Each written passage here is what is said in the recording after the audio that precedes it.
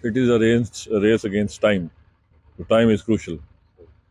तो जहाँ हमने 19-20 साल इस प्रोजेक्ट के हवाले से इंतहाई ह्यूमिलिएशन का सामना किया इज्तमाही तौर पर, अब इसमें ज़ीरो टॉलरेंस है कि एक लम्हे के लिए भी मज़ीद जो है कोई ऐसी एम्बैरेसमेंट, मेरी दरख्वास्त होगी आप सब से कि वो किसी सूरत में नज़र ना आए।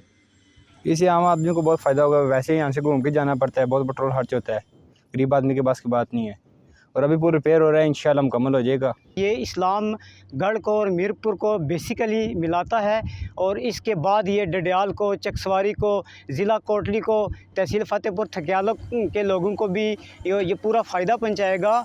आज़ाद कश्मीर के अंदर इतना लंबा पुल जो है या इतना बड़ा पुल, ये खुद एक इसको आप अजूबा भी कह सकते हैं कि इसको देखने के लिए मेरे ख्याल में अगर किसी ने इसको, अगर ये वीडियो भी देखी या यहाँ पे चलते फिरते लोग देखे, तो मेरे ख्याल में हज़ारों की तादाद से लोग सिर्फ पुल को देखने के लिए आएंगे।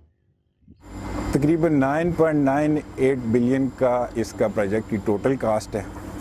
तो जो FWO को दिया गया वो 5 बिलियन का दिया गया। वैसे तो जून 2027 का है, लेकिन इंशाल्लाह हम दिसंबर 26 में कंप्लीट कर लेंगे। अब ये जो आप देख रहे हैं, ये रेट्रोफिटिंग हो रही है इस पियर की, और पायलों का सेम टाइम पे पैरेलल काम जारी है। हमने 2 टीमें मूव कर ली हैं, एक उस पियर पे और एक इस पियर पे, जो लहदा एक दिन में अभी एक पायल हो रही है।